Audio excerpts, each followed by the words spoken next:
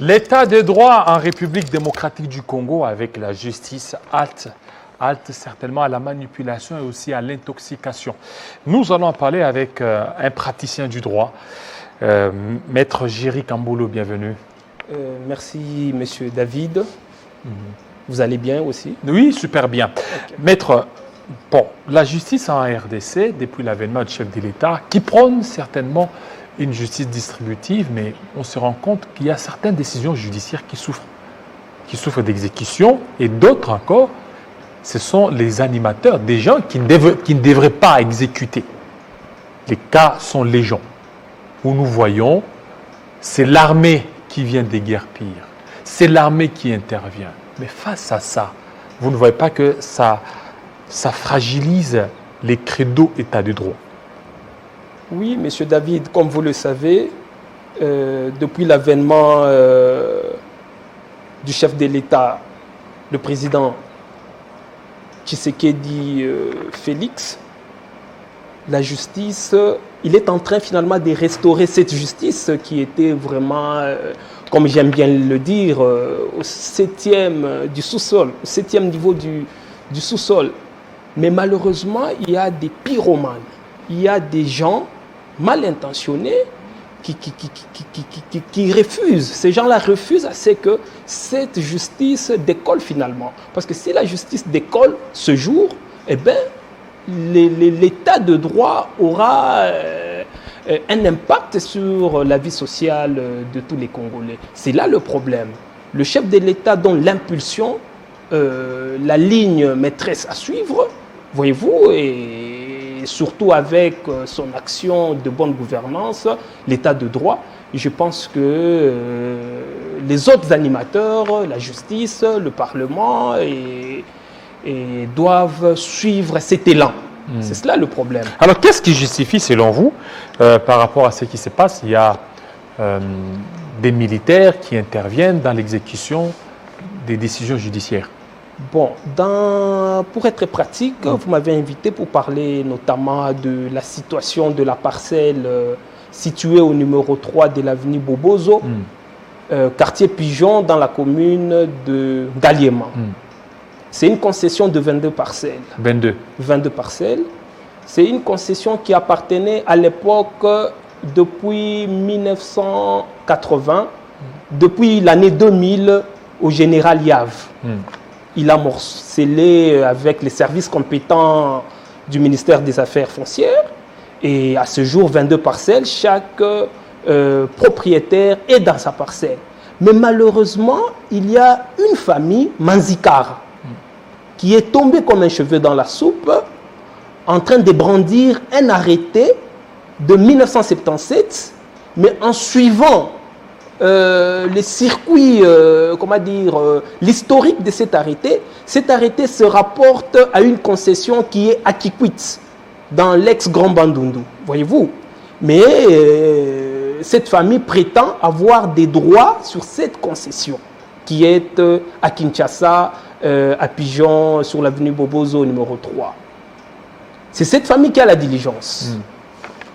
Pendant qu'elle a échoué dans tous les procès, et elle est venue, en fait, les huissiers de justice est venu pour remettre les 22 occupants, dont 7 occupants dans leur parcelle, si je peux m'exprimer ainsi.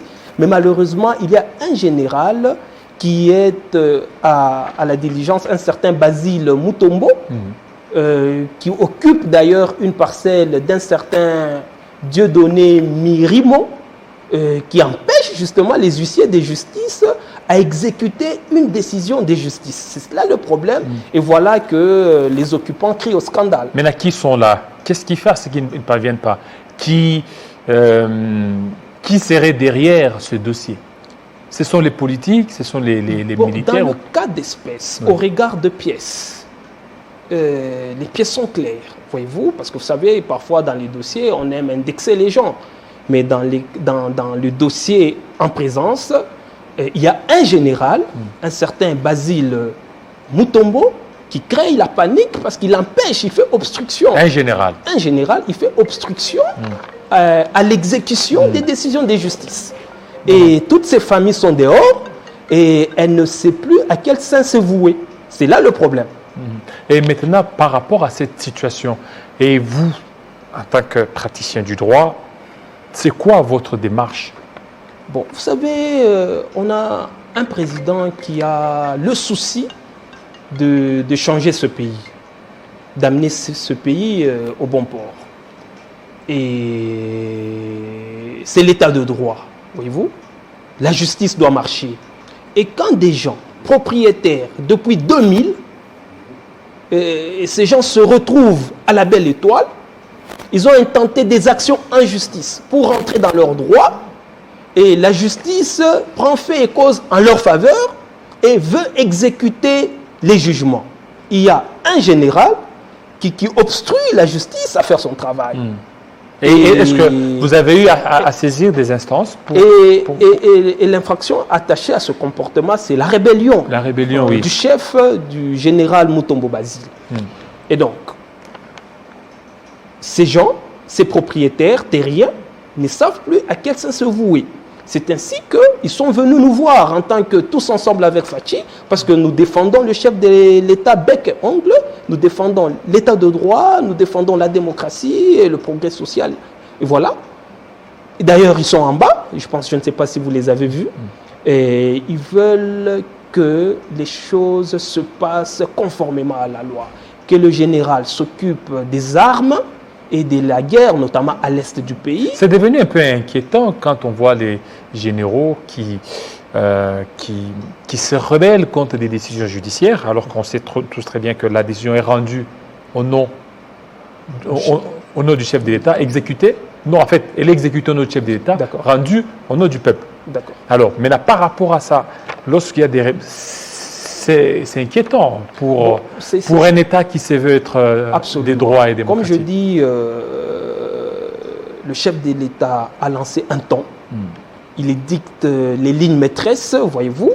Mais malheureusement, comme je n'arrête de le dire, il y a des pyromanes, il y a des gens animés de mauvaise foi, notamment le général d'en question, qui refuse à ce que les gens rentrent dans leurs droits.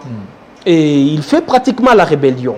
Ces comportements belliqueux, c'est ce que nous condamnons ce jour et nous demandons au pouvoir public de peser de tout leur poids pour que ces genres d'injustices... Et ce problème aussi serait aussi similaire au dossier du député national Jean-Jacques Mamba. Alors, quand vous voyez déjà un député national Jean-Jacques Mamba à son niveau, il y a... Pourquoi je dis que c'est un peu inquiétant, ça fait école. Parce que vous êtes dans la structure tous ensemble avec Fachi, mais si déjà il y a de tels agissements, ça remet en cause le combat pour lequel vous vous êtes donné, pour lesquels vous êtes battu. Bon, remettre en cause, justement, nous dénonçons parce qu'on n'est pas d'accord. Oui. Voyez-vous, on n'est pas d'accord que les choses se passent ainsi. Parce que vous savez, le chef de l'État a libéré la justice et la justice est en train de faire son travail. Elle vient de rendre un jugement en faveur des victimes. Mais il y a un pyromane qui refuse à ce que les choses se passent conformément à la loi. C'est là le problème. Et il a une maison au motel Fikine, comme vous le savez. Le motel Fikine est occupé aussi par des officiers de l'armée. Il a laissé sa maison pour habiter dans la maison d'un certain Dieudonné Mirimo. Il est dans sa maison, c'est un des occupants. Et voyez-vous, c'est parmi ces gens qui sont victimes des agissements belliqueux de monsieur le général. Voilà, monsieur le général. Alors, vous êtes la justice congolaise, les réalités congolaises. Vous ne voyez pas qu'il y a beaucoup de choses à faire par rapport à ça? Bon, vous savez, le pays était dans une situation cancéreuse. Vous savez, les choses ne marchaient pas ici. Ce n'est pas par automatisme. Est-ce que même maintenant ça marche? Voilà que nous condamnons, parce que nous voulons que les choses changent, enfin. Parce qu'on ne peut pas demeurer dans le mutisme, dans ces genres de je ne sais pas, je vais dire bêtises, en pleine capitale de Kinshasa. On va se poser la question, et dans le Congo profond, et ça sera pire. Alors, nous sommes en train de dénoncer avec la dernière énergie. Nous allons encore mobiliser pour une dernière fois les huissiers de justice ainsi que la presse pour descendre sur l'avenue Bobozo au numéro 3, au quartier Pigeon, dans la commune d'Engaliema, pour que cette décision de justice soit exécutée sans faille. Donc il y a déjà une décision. Il y a une décision. Qui a été rendue quand? La dernière tentative d'exécuter ce jugement, c'était le 5 février.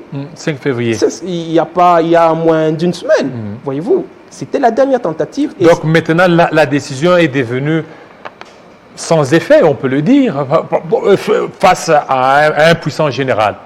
En fait, l'huissier de justice a fait un PV de résistance. Ouais. Et dans les PV de résistance, il est repris justement la rébellion du général Basile Mutombo.